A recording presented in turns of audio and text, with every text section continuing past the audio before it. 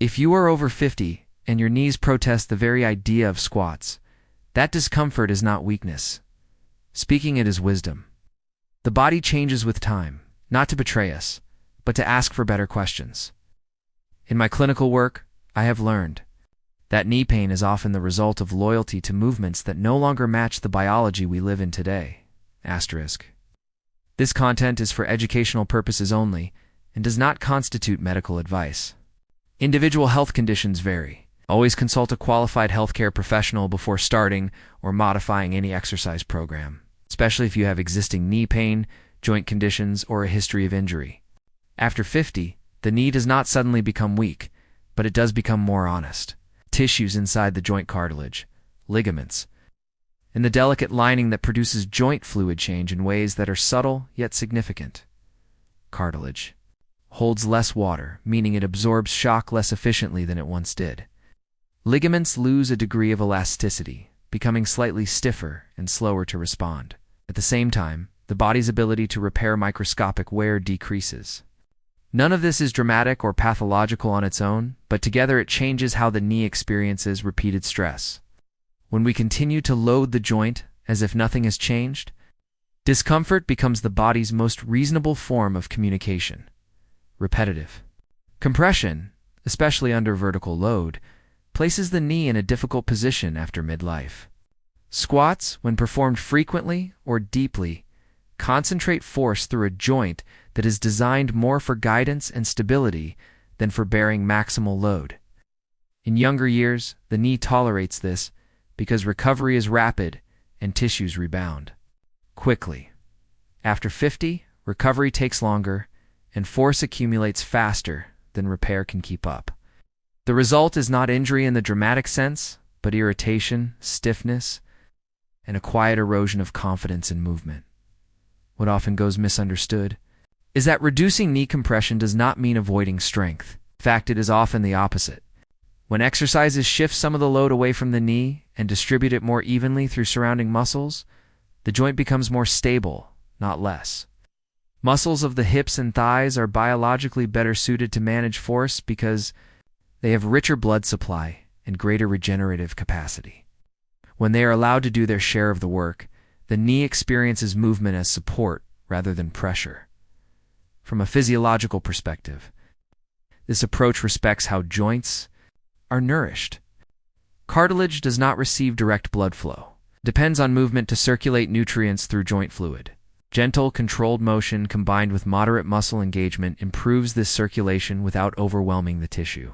Instead of being compressed aggressively, the knee is rhythmically loaded and unloaded, which promotes joint health rather than provoking inflammation. This is why exercises that feel smoother and slower often produce better long-term results than those that feel intense. There is also a neurological dimension that becomes increasingly important with age. When the nervous system perceives excessive joint stress, it responds by limiting muscle activation as a protective measure. This creates a paradox where the very exercises meant to strengthen the knee reduce the body's willingness to use the muscles that protect it. By lowering joint strain, the nervous system relaxes, allowing more complete muscle engagement and better coordination. Strength improves not because the joint is pushed harder, but because the body stops holding back in this way. Exercises that reduce unnecessary knee compression are not a compromise or a retreat from strength. They are an evolution. They acknowledge that the body over 50 is not a younger body in decline, but a different system with different priorities. When those priorities are honored, movement becomes smoother, pain becomes less dominant, and strength begins to feel like something that grows naturally from cooperation rather than force.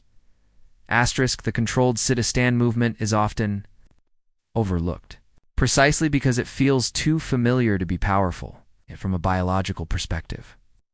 It may be one of the most intelligently designed strengthening patterns available to the human body, especially after 50. This movement mirrors a fundamental task of daily living, and the nervous system recognizes it as meaningful rather than artificial. When a movement carries practical relevance, the brain invests more attention and coordination into its execution. which immediately changes how muscles and joints respond as you lower yourself slowly into a seated position. The muscles of the thighs and hips lengthen while still producing force. Ow. This type of muscle action places tension across the muscle fibers without relying on speed or impact.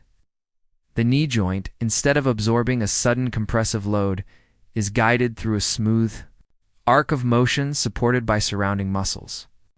This reduces peak stress on the cartilage while still delivering a strong stimulus for muscular adaptation. Over time, muscles become stronger not by being shocked into growth, but by being consistently invited to participate. What makes this movement particularly effective is the role of time under tension. By slowing the descent and resisting gravity, muscles remain active longer during each repetition. This sustained engagement improves strength and endurance while minimizing joint irritation. Unlike traditional squats, where depth and speed can amplify knee stress, the sit-to-stand allows for precise control. The chair provides a natural boundary that prevents excessive joint angles, offering both safety and feedback without external equipment. There is also an important circulatory effect at play. Slow, controlled movements encourage steady blood flow into working muscles, enhancing oxygen delivery and waste removal. For aging tissues, this is critical. Improved circulation supports recovery and reduces lingering inflammation that often follows high-impact or high-load exercises. The knee benefits indirectly, as healthier muscles are better able to absorb and distribute forces that would otherwise concentrate at the joint. From a neurological standpoint, the sit-to-stand rebuilds confidence and movement. Each repetition reinforces balance, coordination, and timing, all of which tend to decline subtly with age. The brain relearns how to sequence muscle activation efficiently, improving stability around the knee. When balance improves, the body no longer relies on abrupt compensations that strain joints. Strength becomes smoother, more predictable, less threatening. Perhaps most importantly, this movement reframes how strength is perceived. It removes the psychological barrier created by pain-associated exercises. When an exercise feels safe, the body commits to it more fully and more consistently. Consistency is where long-term adaptation occurs. Over weeks and months, the muscles grow more capable. The joint feels more supported, and everyday tasks require less effort. The knee is not forced into strength. It is surrounded by it, protected by muscles that have learned to work together, with patience, precision, and respect for the body's changing architecture. The step-back lunge is deceptively simple, yet it carries a profound impact for knees after 50 because it shifts mechanics of movement in a way that respects the joint while still building strength. Unlike traditional forward lunges or deep squats, stepping backward changes the angle at which the knee experiences force, directing it more toward the hips and glutes, which are biologically designed to handle load. The knee, which is more vulnerable to compressive stress and has slower tissue recovery with age, is allowed to act primarily as a stabilizer rather than a weight bearer. And this subtle redistribution of work is what makes the exercise remarkably protective. Over decades, the body's design favors larger muscle groups, taking responsibility for force. And the step-back lunge leverages this principle naturally, reinforcing biomechanics that the joints intuitively understand as the foot steps backward. The center of gravity is shifted slightly, which requires controlled activation of both the front and back leg. The quadriceps and hamstrings engage to support the movement without the knee being subjected to a sharp vertical load. The gluteal muscles, which often weaken with age due to prolonged sitting and reduced activity, are recruited in a way that strengthens their ability to stabilize the pelvis and absorb forces during daily movement. This recruitment not only supports the knee but enhances overall lower body coordination. It's creating a functional pattern that translates directly into safer walking, climbing, and bending, because the muscles are activated in synergy rather than isolation. Each repetition reinforces muscular balance and alignment, which is critical for reducing joint stress over time. The eccentric phase of the movement, where the leg lowers backward toward the floor, is particularly important. Muscles lengthen under tension during this phase, which stimulates micro tears that prompt the body to repair and grow stronger fibers. In aging tissue, eccentric loading is one of the most efficient ways to encourage muscular adaptation without overloading joints. Unlike fast, deep squats that can amplify shear forces on the knee, the slow step-back lunge applies force gradually and directionally, giving the tissues time to respond biologically. This encourages the muscles surrounding the knee to act as shock absorbers, reducing cumulative stress on cartilage and ligaments while improving stability neurologically. The step-back lunge engages balance and proprioception, training the brain to monitor joint position and muscle tension with greater precision. With age, sensory feedback can become less reliable, contributing to instability and compensatory movements that overwork the knees. By practicing controlled, deliberate steps backward, the nervous system recalibrates its ability to coordinate the lower body, improving overall movement efficiency and reducing the risk of misalignment during everyday activities. This integration of strength, balance, and coordination makes the exercise not only protective, but also restorative, enhancing the body's natural mechanics rather than imposing artificial patterns. Finally, step-back lunge fosters confidence in movement. Many people over 50 hesitate to bend or step in ways that feel unfamiliar due to past discomfort or fear of injury. By performing the movement with care and awareness, the body gradually learns that controlled, safe motion is not threatening. Muscles strengthen, the knee stabilizes, and neural pathways supporting balance and coordination become more reliable. Over time, this exercise transforms the joint from a perceived vulnerability into a partner in mobility, allowing movement to feel empowered rather than constrained, and teaching the body a new rhythm that supports strength, resilience, and graceful function. The hip hinge, often underestimated in its simplicity, is a movement that profoundly protects the knees while building strength, especially for individuals over 50. At its core, the hip hinge teaches the body to initiate bending from the hips rather than the knees, redistributing forces in a way that the joints are biologically designed to handle. When most people bend forward, the tendency is to allow the knees to take on much of the load, especially if flexibility or strength in the posterior chain the hamstrings, glutes, and lower backs reduced. Over time, this places unnecessary stress on the knee joint, particularly at the patellofemoral interface, which can become irritated with repeated compression. By retraining the movement to originate from the hips, the hip hinge encourages the larger, more powerful muscles of the posterior chain to do what they are meant to do, effectively offloading the knees without reducing the intensity or utility of the exercise when performed correctly. The hip hinge engages the gluteal muscles, hamstrings, and spinal erectors in a coordinated pattern. The knees bend only slightly, acting as guides rather than primary movers, which reduces peak compressive forces across the joint.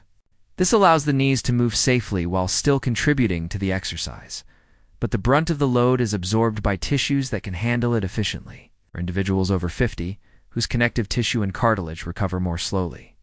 This shift is critical. It not only decreases the risk of irritation or overuse, but also strengthens the supporting musculature in a way that improves joint stability for daily activities such as lifting, bending, and even climbing stairs. Biomechanically, the hip hinge restores the body's natural hierarchy of movement. In younger bodies, hip and knee coordination is seamless, with the hips generating most of the power during bending and lifting. Aging can disrupt this pattern, causing the knees to compensate and bear excessive stress. By consciously initiating movement from the hips, the exercise retrains neural pathways that have become inefficient. The nervous system learns to recruit the posterior chain first, allowing the knees to function as intended without being overloaded. This neural retraining is as important as the muscular benefits because strength is not just about muscle size. It is about control, coordination, and timing, all of which deteriorate subtly with age if not maintained. The hip hinge also has a circulatory and metabolic benefit that indirectly supports knee health. Engaging large muscle groups enhances blood flow, delivering oxygen and nutrients to tissues while removing metabolic waste. This improved circulation supports recovery in surrounding muscles and joints, reduces inflammation, and fosters a healthier environment for tissue repair. Unlike exercises that compress the knee directly, the hip hinge strengthens without provoking irritation, allowing the body to adapt safely and efficiently. Psychologically, the hip hinge teaches confidence in movement. Many adults over 50 hesitate to bend forward or lift because past experiences with knee discomfort have created fear and hesitation. Practicing the hip hinge slowly and deliberately rebuilds trust between the mind and the body. Each repetition reinforces that the knees are capable of guiding motion without being overburdened, while the hips and posterior chain absorb and manage force safely. Over time, this strengthens both the body and the perception of movement, transforming the knees from points of vulnerability into reliable partners in coordinated, controlled strength. What unites the three exercises: the controlled sit-to-stand, the step-back lunge, got in the hip hinge is a principle that is often overlooked in discussions about strength after 50, cooperation with the nervous system. At a bus, movement is not simply mechanical. It is a dialogue between the brain, muscles, and joints. When exercises reduce unnecessary stress on the knees, the nervous system perceives safety rather than threat. This perception has profound implications for how muscles engage, how joints stabilize, and how the body coordinates complex patterns of movement. After decades of accumulated microtrauma, subtle compensations, and altered posture, the brain may unconsciously limit activation of the very muscles that are needed to protect and support the knee. When the knees are treated with respect and tension is applied intelligently, the nervous system relaxes its protective inhibition, allowing strength to emerge naturally and efficiently. This neurological aspect is intertwined with muscular function in ways that are both elegant and deeply practical. Muscles do not simply contract when told to. They contract in response to both the brain signals and the feedback coming from joints, tendons, and connective tissue. When the knee experiences abrupt or excessive compression, the nervous system interprets this as danger, signaling surrounding muscles to guard rather than strengthen. Over time, this can create patterns of underuse or imbalance, which paradoxically increase the risk of strain or injury. Exercises that carefully limit joint stress, such as the sit-to-stand, step-back lunge, and hip hinge, allow the nervous system to observe movement without alarm.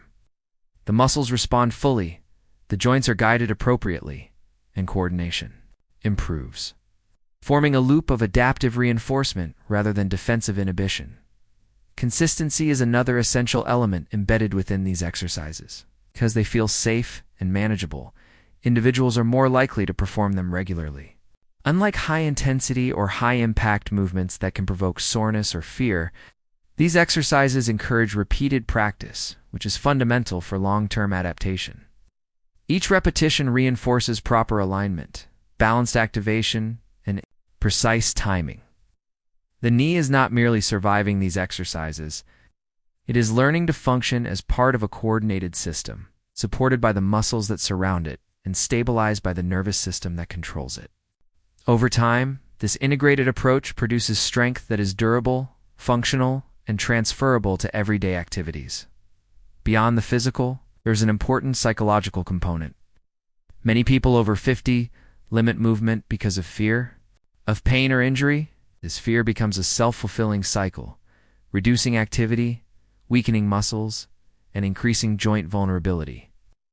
By engaging in exercises that prioritize safety, the mind begins to trust the body again.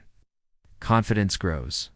With each repetition, as the knees and surrounding muscles demonstrate resilience, the nervous system, which governs both movement and perception of risk, begins to interpret motion as manageable rather than threatening, which encourages further activity, creating a positive feedback loop that strengthens both physiology and psychology.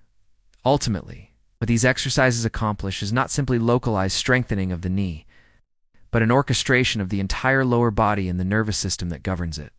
They teach balance, coordination, and muscular efficiency, while reducing unnecessary stress on vulnerable joints. This is strength built not through confrontation or excessive load, but through thoughtful engagement, awareness, and cooperation. With the body's natural design, it's by fostering a harmonious relationship between muscles, joints, and the nervous system. These movements create a foundation for movement that is resilient, fluid, and confident, allowing the knees to participate fully and safely in the mechanics of everyday life.